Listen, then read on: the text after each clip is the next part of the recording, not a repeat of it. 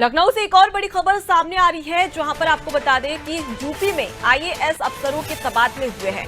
रितु माहेश्वरी को नोएडा अथॉरिटी से हटाया गया, जहां नोएडा अथॉरिटी पे सीईओ रितु माहेश्वरी थी। आपको बता दें कि आगरा डिवीजन की कमिश्नर रितु माहेश्वरी बनी है और साथ ही लोकेश नोएडा अथॉरिटी के नए सीईओ बन गए हैं।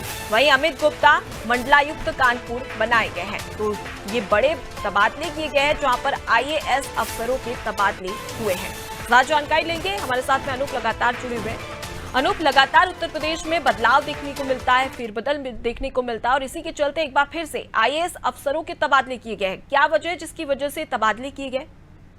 की वजह तो ये बहुत सी बातें हैं, जिनमें से कहा जा रहा है कि इन जिन अफसरों के कार्यों में जो कार्य क्षेत्रों में बदलाव हुए हैं, उन पे जो है कई तरह के आरोप लगे हुए थे। हालांकि सरकार और जो शासन का जो तबादले होते हैं, तबादले में खास सरकार का साफ कहना होता है जनहित में तबादले किए जा रहे हैं। और जाहिर सी बात है, अगर किसी तरह के आरोप अगर इन पे लगे होते तो उनको किसी वेटिंग में डाल दिया जाता है या महत्वहीन पदों पर उनकी तैनाती होती, लेकिन ऐसा नहीं। क्योंकि रितु माहेश्वरी नोएडा अथॉरिटी की सीईओ काफी समय से वहां पे तैनात थी। इसके दौरान वहां पे इन्हीं की तैनाती के दौरान वहां पे ट्विन टावर जैसे जो ट्विन टावर था उसको ध्वस्त करने की कार्रवाई हुई थी।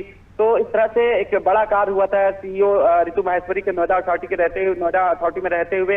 अब उनका तबादला जो है आगरा डिवीजन में कर दिया गया है। वो अब आगरा की कमिश्नर बनाई गई है, वहां पे अपने कार्यों का निर्वहन करेंगे। और अगर नोएडा अथॉरिटी की बात की जाए तो वहां पे आईएएस लोकेश नोएडा अथॉरिटी के बने हुए हैं और इसी तरह आईएएस अमित गुप्ता मंडलायुक्त कानपुर बनाए गए हैं। ये सब शासन की जो नीतियों के अनुरूप है, उनकी मंशा के अनुरूप है, उनके कार्य क्षेत्र में बदलाव किया गया है। अब तक ये अपने जहां पर ये कार्यों का निर्वहन कर रहे थे, इनके खिलाफ किसी तरह की कोई इस तरह की गंभीर अनियमितता या गंभीर आरोप नहीं लगाए गए थे।